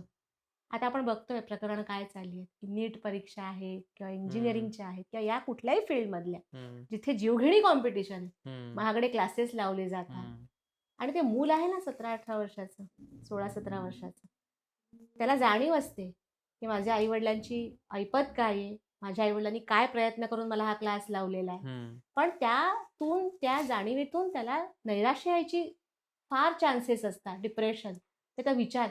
यातनं मुलांना समजावणं किंवा त्यांना ती आश्वस्त करणं, की हम्म. हे बघ मी भरलेत 1,00,000 रुपये तुझ्या क्लासला. हम्म. तू तुझ्या पद्धतीने अभ्यास कर. तू चांगला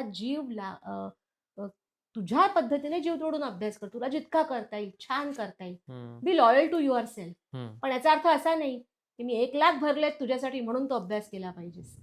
तुला छान व्हायचं आहे ना, छान हम्म. करायचं आहे ना, तुझी इच्छा आहे ना डॉक्टर व्हायची, तुला इच्छा हम्म. आहे ना, तू प्रयत्न कर बाळा, काही हम्म. हरकत नाही.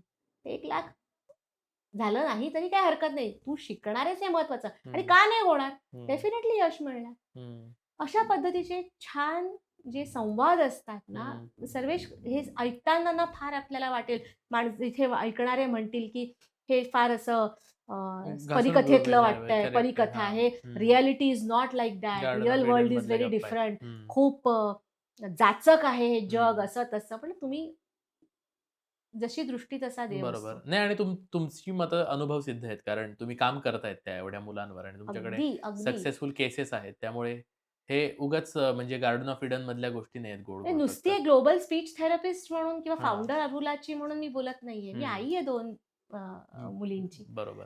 त्यामुळे ते मातृत्व आणि हम्म. माझं जे एक्सपर्टीज या हम्म. दोन्ही गोष्टींना कंबाईन करून काही हम्म.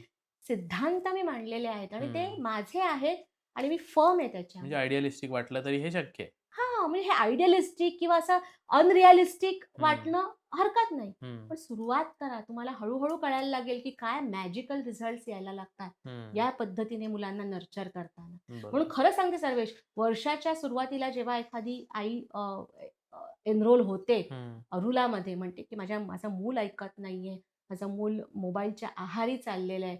मला असं वाटतंय की त्याच्यात आणि माझ्यात खूप कम्युनिकेशन गॅप आहे किंवा त्याला आणि माझं बॉन्डिंग डेव्हलप होत नाहीये. त्याचे परिणाम अशा पद्धतीत वर्ष संपतं तेव्हा ती आई आणि ते मूल इतकं एकत्रित झालेलं बघितलंय. ते कुटुंब एवढं संवर्धित झालेलं आम्ही बघितलेलं आहे, की तिच्या मनातनं ती भीतीच निघून गेली, की माझं मूल काहीतरी विचित्र वागेल, काहीतरी वेगळं करेल, माझ्यापासून लांब जाईल. हम्म. त्याची भविष्याची चिंता असते, की हम्म.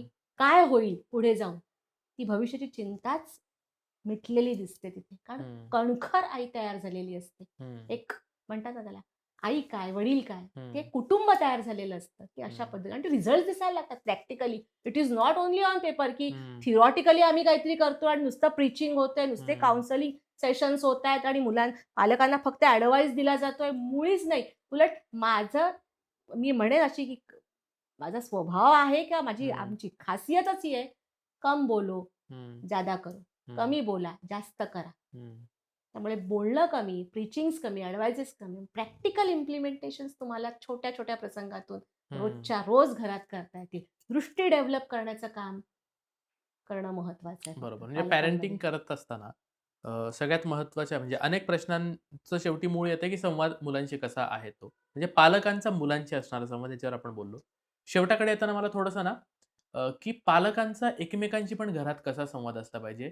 ज्या वातावरणात मूल वाढतंय, ते वातावरण त्यांनी कसं ठेवलं पाहिजे. आता या पालकमध्ये फक्त आई-वडील नाही मोजत आहे. मी आजी, आजोबा, आई-वडील असं 4 जणांचं कुटुंब आणि ज्याच्यात ते 5वं मूल घडतंय. तर त्यांचा एकमेकांशी कसा संवाद असला पाहिजे, त्याचा परिणाम त्यांच्या पाल्यावर कसा होणार आहे?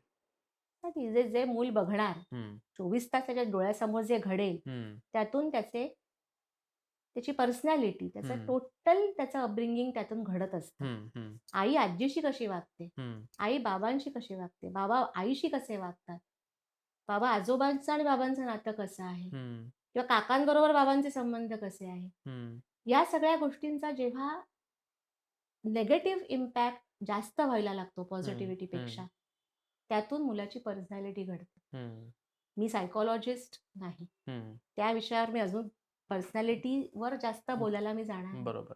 पण एक सुदृढ हं, ज्याला आपण नागरिकत्व किंवा नागरिक बनणं, हं, सुदृढ एक इंडिव्हिज्युअल बनणं, हं, हं, याच्यासाठी charity begins at home Sarvesh. हं, हं, सुरुवात ही घरापासून झाली पाहिजे. हं, बाहेर आपोआप त्याचे रिझल्ट्स दिसायला लागतात. घरामध्ये जेवढी हार्मनी असेल याचा अर्थ असा नाही की आईने बाबांशी भांडू नये हं, किंवा भांडणं होऊ नये. भांडणं हं, भरपूर व्हावीत. हं, काही हरकत नाही. रागवे, रुसवे, फुगवे वगैरे चालत राहावे. पण at the end of the day हं, कुठल्या टोकाला ते जात आहेत, कुठे ते कंट्रोल होत आहेत, कुठून मागे फिरायचं आहे आपल्याला, हं, हे जेव्हा पालकांना कळेल, तेव्हा आपोआप हार्मनी हे होईल. हल्ली नवीन ट्रेंड आहे. हं, आई-वडिलांचा इन्सिडन्स ऑफ पेरेंटल डिस्प्यूट्स खूप हं, वाढत चाललेले आहेत. हं. मुलांसमोर काही असतात ते मुलांसमोर सगळ्या गोष्टी येतात. बरोबर. हां. ते काही ते पालकांनी कसं जपलं पाहिजे, की मुलांसमोर काय बोलायचंय, कुठले विषय मुलांसमोर कुठल्या-कुठल्या वयाच्या टप्प्यात नाही आले पाहिजेत? खरं सांगू का याच्यामध्ये, हं, की you follow your natural instinct. हं, ते पालकांना पण माझं हेच म्हणणं हं, आहे. नॅचरल राहा. हं, जितकं नॅचरल राहता येईल ना तितकं. मुलांसमोर काहीतरी, हं, आतमध्ये मग बेडरूममध्ये काहीतरी वेगळंच हं, वातावरण. हं, म्हणजे ज्याला म्हणतो, की ते आत हं, पटत नाहीत किंवा हं, एकमेकांबरोबर अजिबात पटत ज्याला किती-किती, काही-काही केसेस आमच्याकडे येतात. We are in silent divorce. हं, ते समथिंग आधी डिव्होर्स तर व्हायचे किंवा होतात, की ते हं, सरळ थेट होतात. There are silent divorce. हं, मुलांसमोर एक वेगळं पिक्चर. हं, नंतर आतमध्ये प्रत्यक्षात न पटणं, हं, प्रत्यक्षात हे हं, किंवा असं वातावरण, की तुझं तू बघ, माझं मी बघतो. हं, आपण एकमेकांमध्ये इंटरफिअर करायचं नाही. हं, हेही चुकीचं. म्हणजे या गोष्टीही तुम्हाला काय मुलं एवढी मूर्ख वाटतात का? हं, मुलाला कळत नाही का? त्या-त्या वयात त्यांना ते कळत जातं. आज आई-वडिलांमधल्या नात्याचा जो दुरावा निर्माण होतो किंवा जे डिस्प्यूट्स होत आहेत, त्यातून तरुण पिढी काय विचार करते? अरे हं. लग्नच नको, नको. अरे मुलंच नको, हं, अरे हेच नको, नातीच नको. नात्यांना घाबरायला लागली आहेत हो आपली मुलं. हं, नातेसंबंधांना घाबरायला लागली. डेटिंग करताना त्यांना काही वाटत नाही. त्यांना लिव्ह इन करताना काही वाटणार नाही. हं, पण when it comes to commitment hmm. And relationship, relationships. तिथे प्रॉब्लेम. आपण दोष त्यांना देतोय, हं, की हे अशी-अशी मुलं वागतात, की आम्ही नव्हतो तसे. हं, अरे तुम्ही पेरलंय तेच उगवलंय. हं, याचा विचार करण्याची गोष्ट आहे.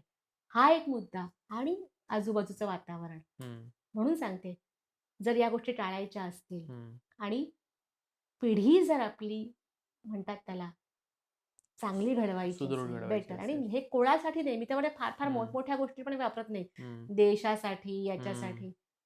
त्या पर्टिक्युलर एका जीवासाठी, जीव म्हणते मी, की तो जन्मला आहे आणि हं, त्याला त्याचं काहीतरी चांगलं करून घ्यायचं आहे आयुष्यात.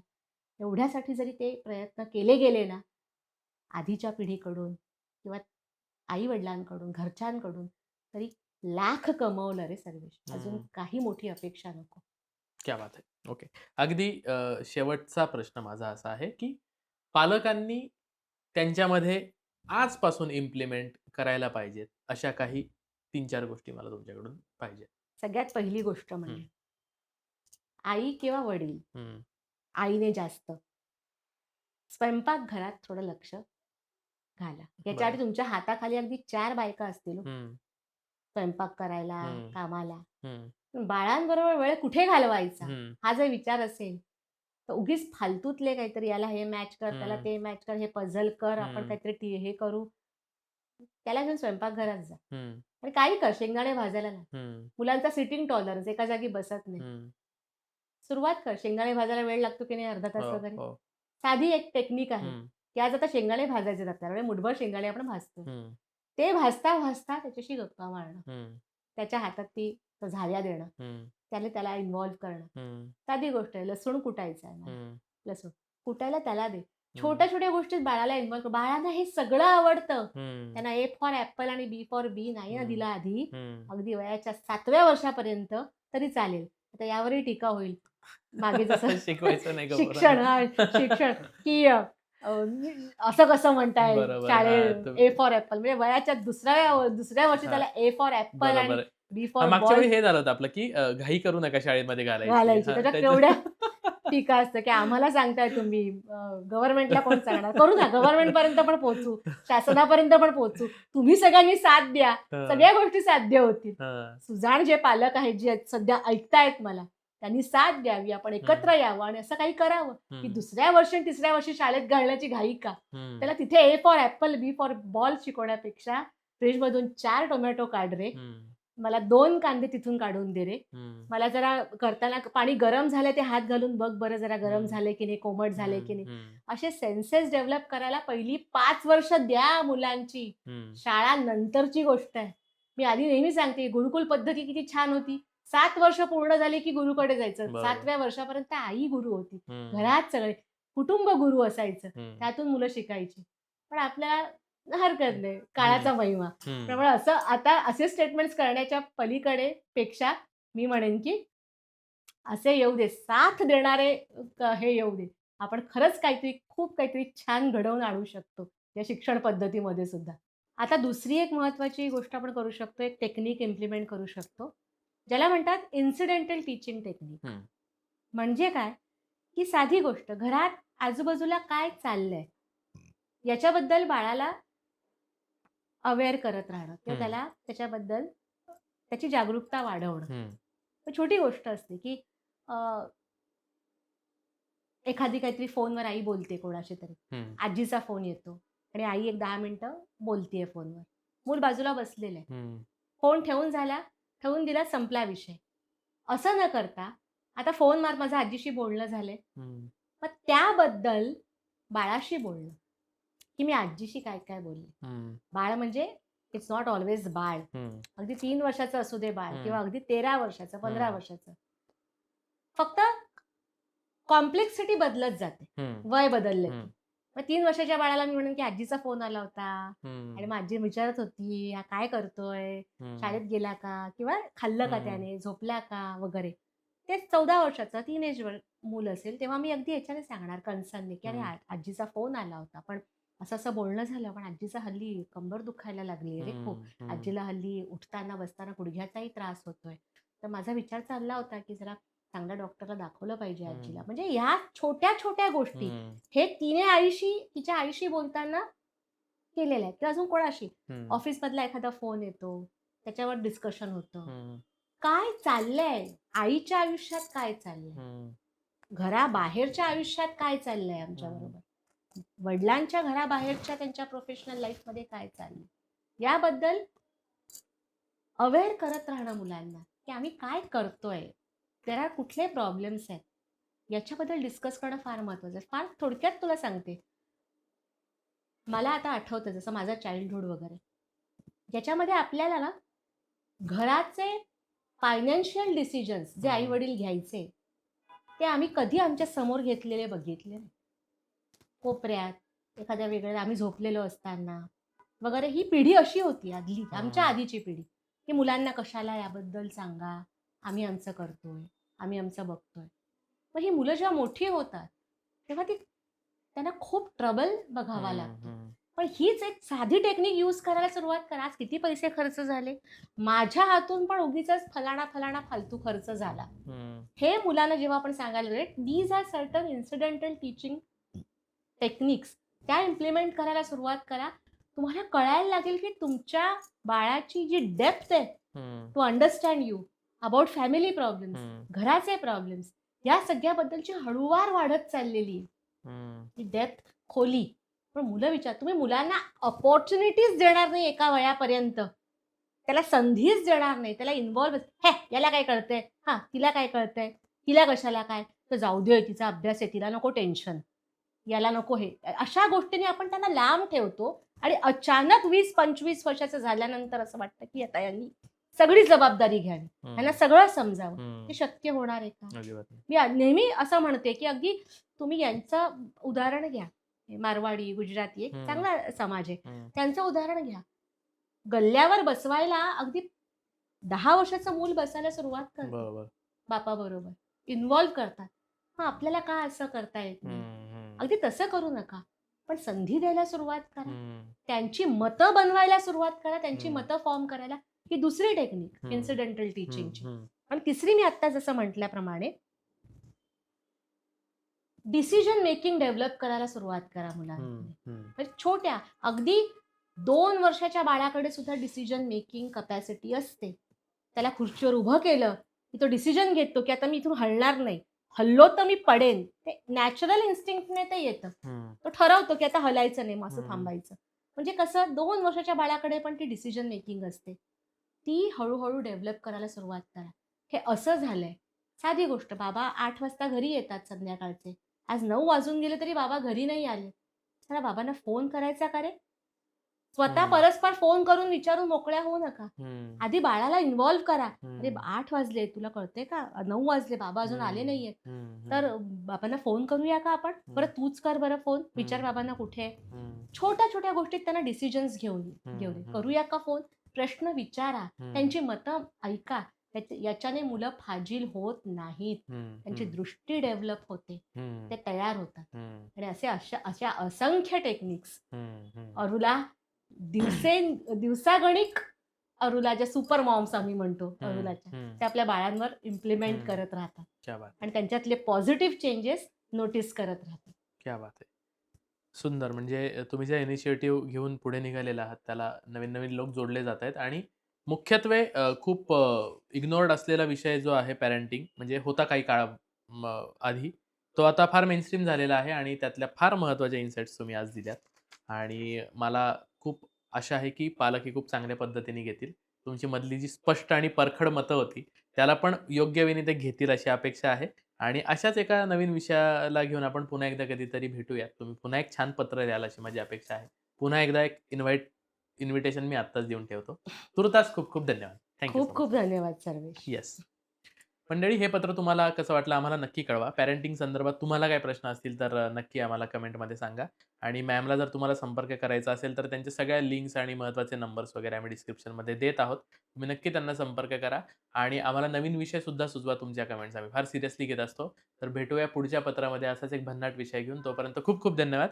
कळावे तुमचा पोस्टमन सर्वेश.